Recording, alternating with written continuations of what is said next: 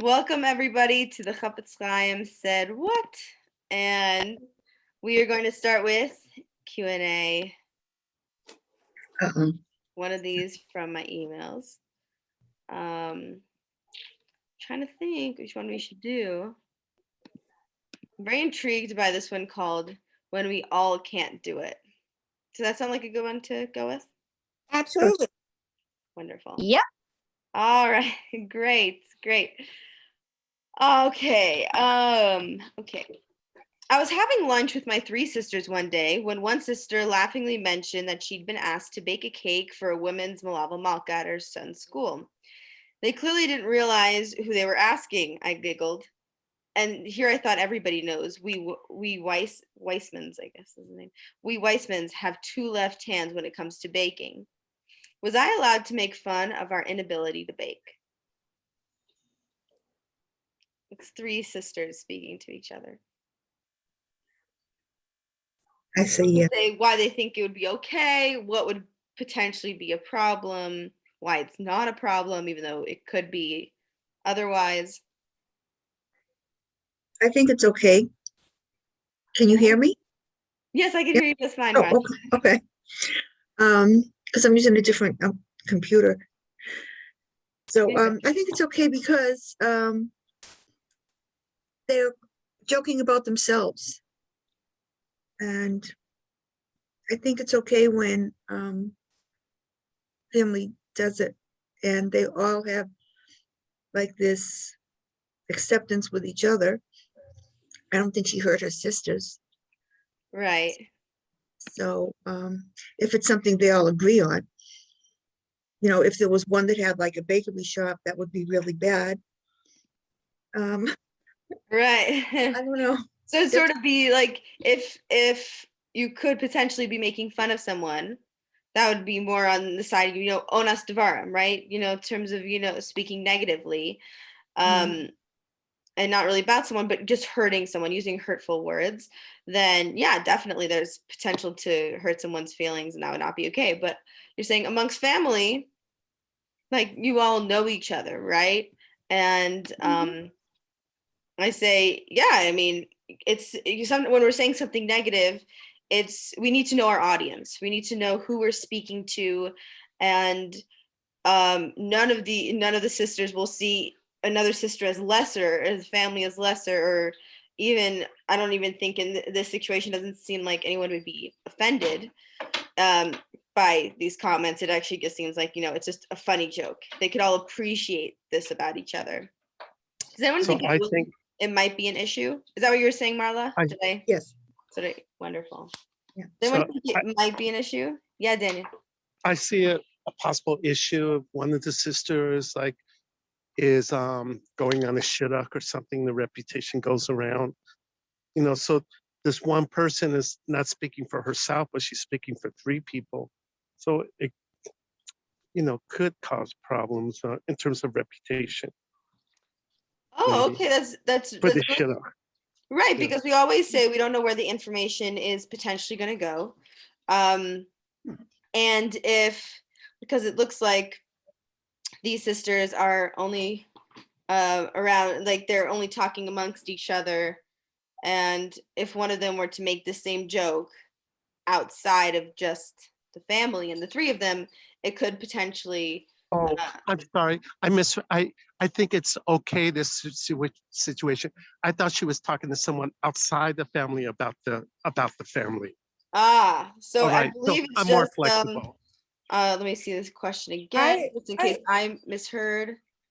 I have a question. Now, they were asked to bake a cake, knowing that none of them are bakers, and I mean, that happens. I think the only issue would be, and it wouldn't necessarily be Lashon Hara gossip, is that the people that asked them or the person that asked them should be told that we don't know how to bake. And that would be the issue, because then that person might go back and say, well, I asked A, B, and C to bake a cake, but they don't know how. And that might start a telephone, you know, experience, you know, well, I asked so-and-so and I asked so-and-so, but they can't bake and they can't bake. So down the road, it could be a problem. But up front, it doesn't look like there's any issue. Do you know what I mean? It's like Right. So you're saying I that. asked you to bake, and I asked you to bake, and you said to me, I don't know how to bake.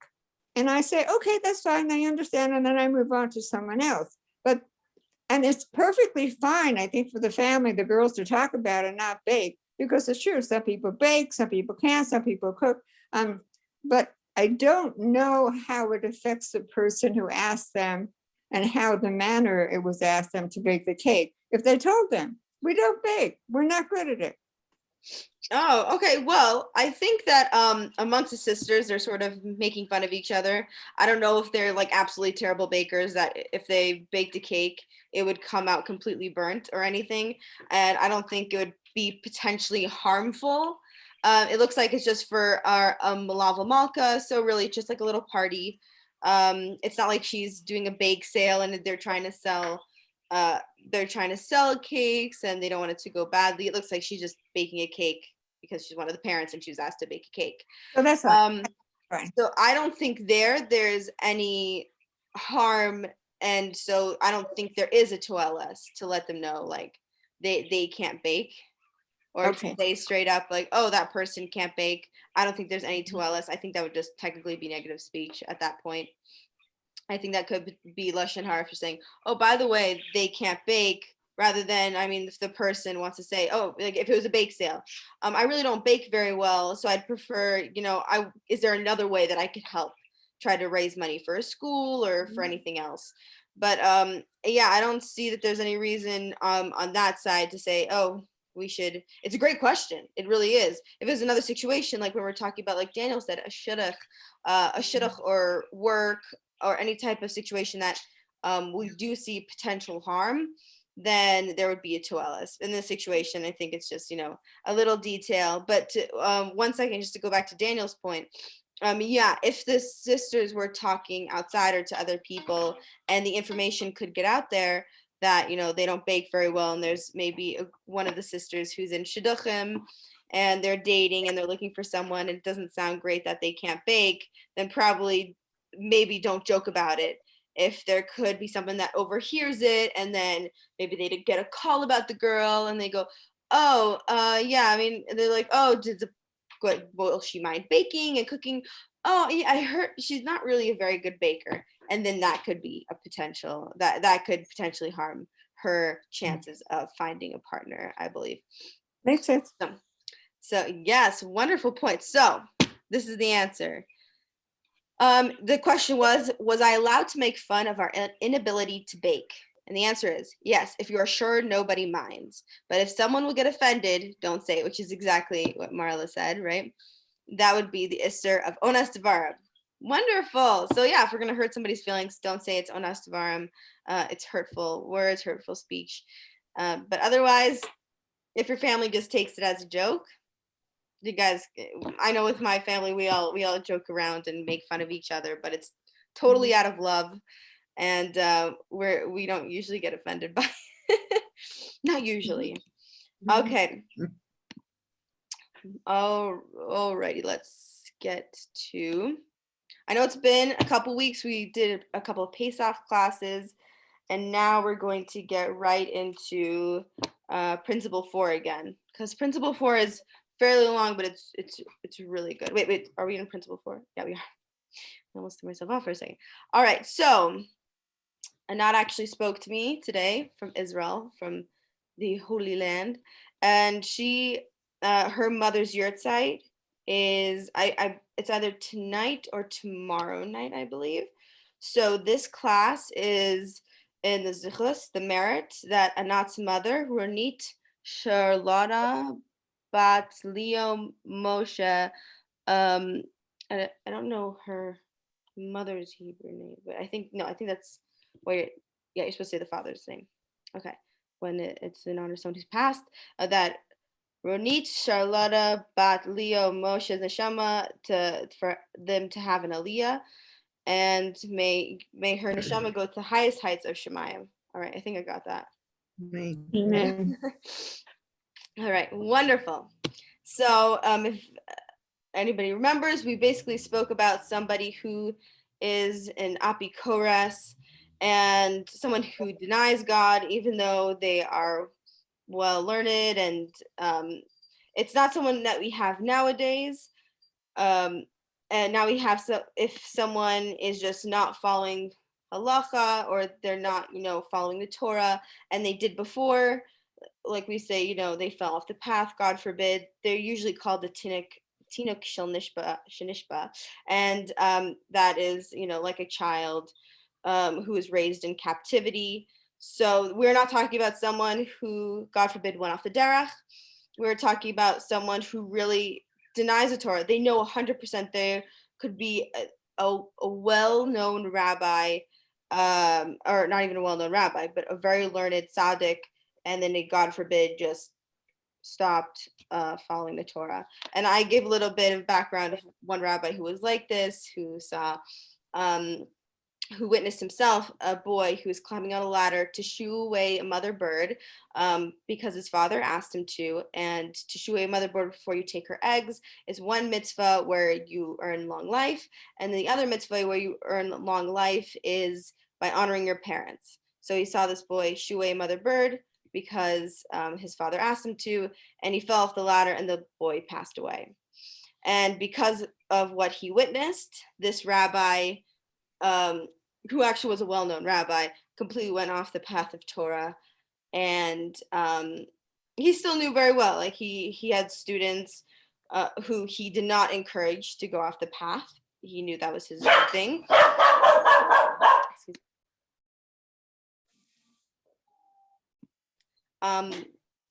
And so that is someone, he himself, this rabbi, was an apikoros. Other people nowadays, we don't consider an apikoros. So I just want to put that out there. I'm supposed to do it quicker. But anyway, it's out there. Let's go through this. This is principle 4, part 7. All of these judgments, all these dinim that have been mentioned only apply to a man who is the type to regret his sins. So he said previously, different things that you could do so that the man will go onto the right path again. And now we're going to continue.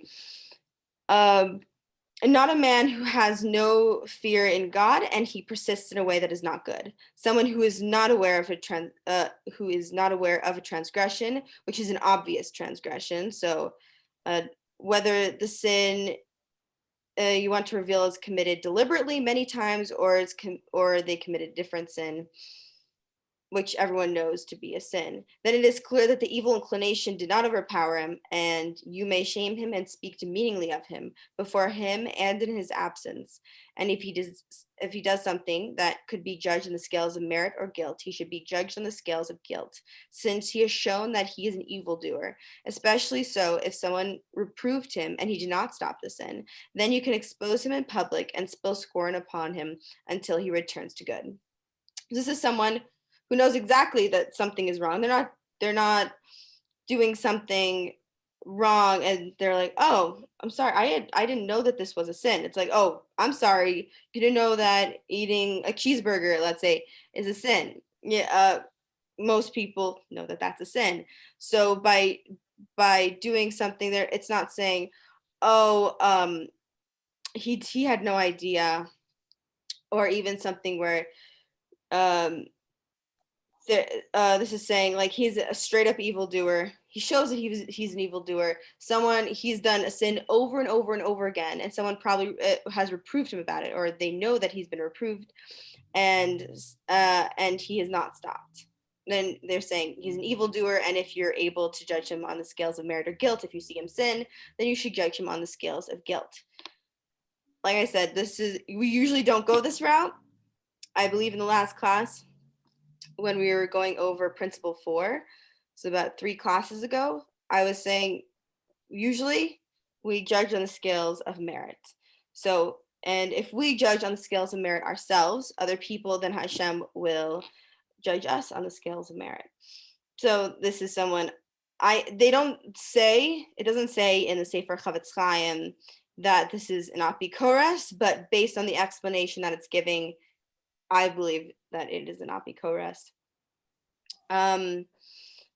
and then it continues, when the Beis Din Jewish court tells a man a certain judgment, a certain din, involving a positive commandment, whether it is ben adam lechavero, between man and his friend, or and many commandments between ben adam lemakom, between man and God, and he refuses to fulfill with no reason, it is permitted to speak demeaningly of him and to record his stubbornness in the registry for everyone, including future generations to see. If he tries to excuse his behavior and it is not true, attempting to push the Beis Din off, then he can be demeaned and it can be recorded. But if there is even a slight doubt that he is lying and he may actually be telling the truth. So if you're like, oh, I can't tell whether or not he's lying, then it's forbidden to demean him. So this is someone we still have Beis Din now. But many years ago, it was a little bit different with the Beis Din. A lot more cases went to Beis Din rather than just going to regular court. And if they said to a man, you need to do this, and the man said no, and they had no reason to do it, that this is what it's speaking of. In sections 3 and 4, we learn that it is forbidden to demean one's friend and point out his negative traits, since it would be degrading, even if it is true. Who knows if he's repented already, right? So earlier we discussed that if you, God forbid, see a tzaddik sins, you should not speak lashon hara about him. You should not demean him, because by morning he has probably already done teshuvah. He's already repented. Even if it seems that he does not feel bad or bitter about what he has done, it is forbidden to berate him. Maybe he does not understand the severity of the Isser, the prohibition. Sometimes even Torah scholars do not regard the evil traits as grave Isser prohibitions. If they knew the true gravity of the Isser, they would exert all of their efforts to avoid doing the prohibition ever again. And this is just me adding in my own piece of information. But I like how it said, even if it doesn't seem that he feels bad or he's bitter about something, because I know from personal experience, when I have sinned, it doesn't mean that I'm going around going, oh my gosh, I cannot believe I've done that. Like on my own time, I am saying to Hashem, I'm so sorry that I did that, and repenting on and feeling bad by myself, rather than it being shown out in the open that I feel bad about the sin. So it's saying, even if the person doesn't look like they feel bad about what they've done, then maybe they don't understand the gravity, or it could just be that they actually do understand the gravity of the situation, and they aren't showing how they really feel, how guilty they feel. And then it said, if they knew the true gravity, they would not do the prohibition ever again. So one should reprove him and explain the gravity of the prohibition, which is a positive commandment. In Vayikra it says, reprove shall you reprove your neighbor. It is possible that he will admit that he was wrong, and at the time his way was just in his eyes, as it says in Mishlei, not thinking of what is expected from Hashem. So it is forbidden to call him wicked or speaking demeaningly of him. So we're going into situations when you should reprove somebody, when you're allowed to demean somebody. I'm saying if someone's straight up sinning and we know that they're an evildoer, then you're allowed to demean him. If there's someone who is sinning and they may not fully understand, then you have a mitzvah to help them understand and help them, and then they'll do teshuvah, and that's also a mitzvah, right? If someone sees a trait that is degrading in someone, and an example that is given in the Sefer Chofetz Chaim is haughtiness or anger or other evil traits, or he neglects Torah study, God forbid, it is proper to tell his son or students and encourage them to not keep company with him, so as to not learn from his bad deeds. And this is connected to principle 1 when we discussed surround yourself with Torah scholars, right? it would be going, in the negative, in the opposite. Separate yourself from this person. But also, I think it encourages part of the first principle, which is surround yourself with Torah scholars. One cannot speak Lashon Hara if the intent is to shame one's friend and rejoice in that shame. But if there is a tuelis, a constructive purpose, right? You know that word very well by now, so that's why I'm not asking. To guard his friend from learning a sinner's ways is permitted and considered a mitzvah. In this case, he can explain why he is speaking demeaningly so that the listener won't wonder why the person is contradicting himself by speaking Lashon Hara when pointing out the severity of Lashon Hara. So I remember last year when I spoke about this, I was saying this is so great, like because we're saying, okay, we have a toelas to explain that this person is sinning and spreading Lashon Hara and doing this. Like, well, you're speaking Lashon Hara by talking about their sins. So we know that two negatives don't equal positive, right? So in this situation, we're saying, okay, you have to explain to them why it's toelos. And I know we've spoken plenty of times about toelos, but I think this is one of the first times it comes up as, you need to explain this. You need to tell the person, don't surround yourself with this person. They're bad company. They can be a negative influence on you. And in this situation of saying, okay, I know that Lashon Hara in general is a sin, but I'm not saying this because I just want to speak Lashon Hara, God forbid. I have a constructive purpose. And so not only am I allowed to give the Lashon Hara, it's essentially, my responsibility, my duty to give over this piece of information to you, even though it is negative. All right. Perfect timing. I think I'm going to end here. So we are on part 11 in principle 4. And I want to know, does anyone have any questions? I know that's a lot of information. So does anyone have any questions, comments? Some people had any concerns. It was a beautiful class. Oh, thank you so much. Very informative, very beautiful. No, it's good. It's good to learn. Sometimes just listening and being able to digest all of the information is really good. I like that. Wonderful. I like to think about it. Amazing. Thank you for those comments.